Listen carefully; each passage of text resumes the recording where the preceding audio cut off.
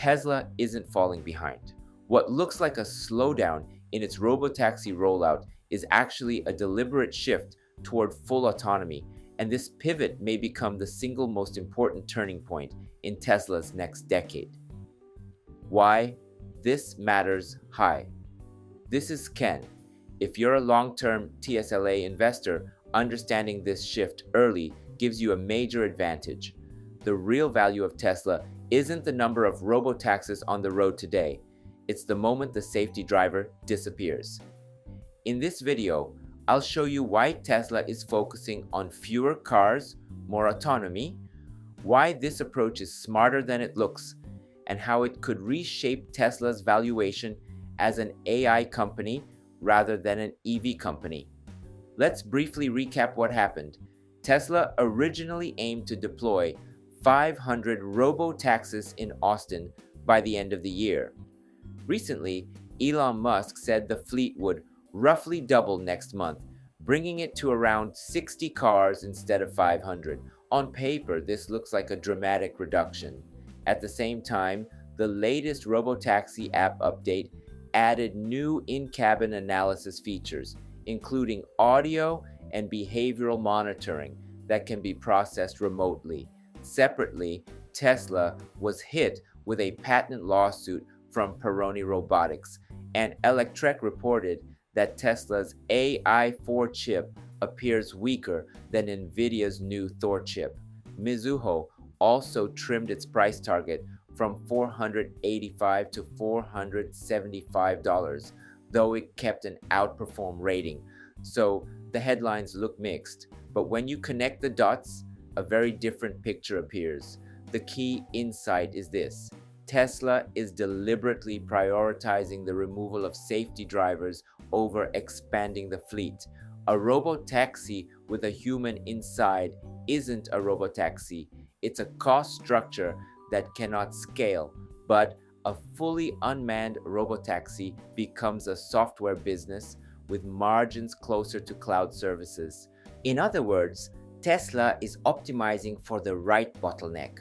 Not more cars, but more autonomy. If Tesla can operate even 50 or 60 vehicles without safety drivers, that achievement is far more valuable than running 500 cars with human supervision. Because once full autonomy is validated, scaling to hundreds, then thousands becomes a manufacturing problem, something Tesla has already mastered. This shift lines up perfectly with Tesla's broader strategic arc.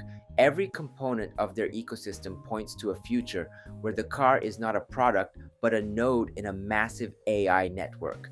Tesla is building toward centralized AI training through Dojo and major cloud clusters, simplified deployment of driverless fleets, real-time monitoring without human staff, regulatory preparation for driverless operation, transitioning from an EV company to a mobility AI platform. Even the new in-cabin monitoring tools are not just features.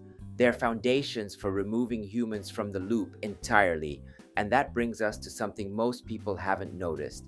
Here's the unexpected part. Human safety drivers are becoming the real safety risk. In recent months, footage of safety monitors falling asleep in Tesla Robotaxis started circulating online. This is ironic but meaningful. The human safety layer is proving unreliable, and Tesla's internal data likely shows the same trend.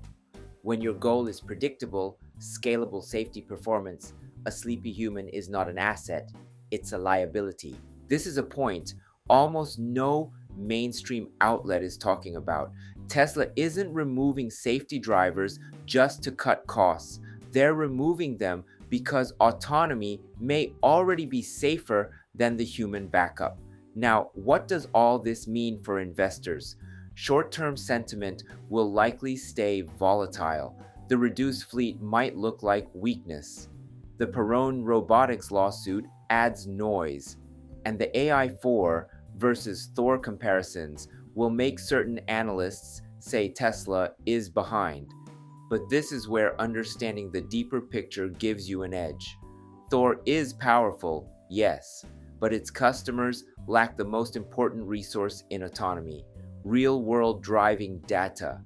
Tesla's millions of cars collect more edge cases in a week than some competitors gather in a year. That data advantage compounds, and it compounds fast. And that's why I believe chip benchmarks and lawsuits matter far less than the long-term trajectory. Tesla's valuation, in the end, will not be determined by EV sales. It will be determined by autonomy, data, and AI. Let me lay out 3 scenarios that I think matter over the next few years. First, Tesla prioritizes full driverless operation before scaling the robotaxi fleet. The number to watch is not how many cars Tesla deploys, but how many run unmanned.